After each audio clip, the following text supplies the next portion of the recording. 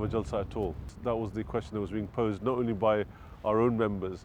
Government were talking about holding no events. All the signs were that the government would not lift the restrictions early enough for us. We were preparing for perhaps no Jalsa again in 2021 as we didn't have in 2020. In the media there was a lot of talk about large events being cancelled, should be cancelled. Within the community, the Jamaat a lot of members were saying, yes, we should not be holding this event. And a lot of senior members at that. But Hazur Anwar, in fact, called me in one meeting that I had mulaqat, and I relayed this back to Hazur Anwar. I said, there's a lot of talk within the Jamaat, and a lot of people are saying that we shouldn't even be talking about Jalsa this year because of the way the COVID situation is, and we should be abandoning it for this year. So Hazur just gave me a clear message at that point and said, take this back as my instruction. There will be a Jalsa this year, inshallah ta'ala, there will be a Jalsa. And anybody who thinks there is not going to be a Jalsa or speaks negatively about Jalsa, ask them to step aside. And that's an instruction from me. So be positive, go ahead, prepare.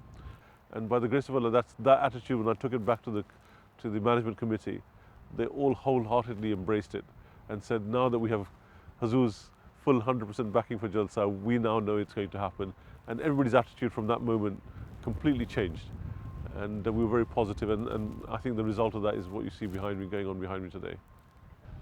The effect of Hazur's decisions are so profound, and in so many ways that you think there are decisions that maybe Hazur has made instantly that seem to be, he had the answer, Allah Ta'ala gave him the answer. As you asked the question, the answer was there. I'll give you one incident that happened at one Jalsa.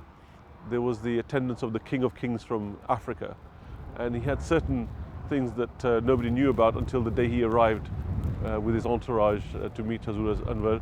They had mulaqat in the mulaqat marquee, which was set up for Hazur Anwar, and as they're sitting for mulaqat and Hazur is speaking to him, and I'm standing behind Hazur Anwar, his PA, Private Secretary, came up to me and said, he's speaking today, our king is speaking today. I said, yes, he is, apparently.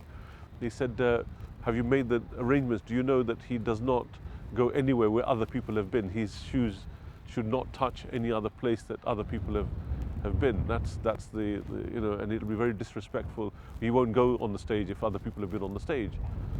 So this was a last minute thing that nobody knew about. And so they said, well, you'll have to prepare something. So I spoke to my naib officers. I said, we have to do something. I spoke to the officer just a guy. I said, this is what he's about to go in after this mulaqat. He's about to go onto the stage, and he's going to address the Jamaat, and everybody's expecting him to address the whole world on MTA.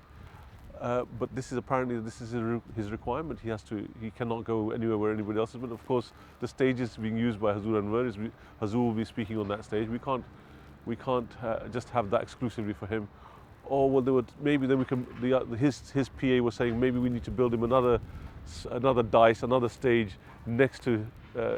We don't have time for all that. Obviously it's very close to. So when Hazur finished speaking to the king, as we were coming out, I mentioned this to Hazur. Hazur, this is what I've just been told by his private secretary, that he can't go on the stage where other people have been. He said, well, don't worry about it. Go and get a piece of new carpet and put it on top of the stage so he can walk on the new carpet. I thought, well, why didn't anybody else think of that? Instantly, that was the solution, of course. That's what we did, and everything worked out well. One year that we thought that somebody had infiltrated our security systems and was seen running through. It happened to be an innocent person, but they saw this person run past the water tanks, and it was felt that he may have contaminated the water tanks, and the water for the whole of Jalsa could be contaminated. And all our health and safety team said, let's shut down all the water system, tell people that we're going to have to bring bottles and nobody should touch anything. And so I relayed this to Hazur. Hazur, this is what the health and safety team are saying, and this is what everybody's saying. Hazur said, nothing's happened to those water tanks. If that's how quickly the person went past it, and whatever he injected into it, if he has injected it, it'll be so minor. He said, I've grown up drinking water from the roofs of buildings. We've all grown up on that. Water is such a thing. If it's a large enough quantity and the poison in there is such a small quantity, you don't need to worry about it. Don't close water. Let people drink it. It's fine. And by the grace of Allah, alhamdulillah, everything was fine. But we were all panicking to making these hasty decisions that really Hazur made life very easily. So my experiences with Khilafat is that the decisions are always for the benefit of everybody there, and not just for the few.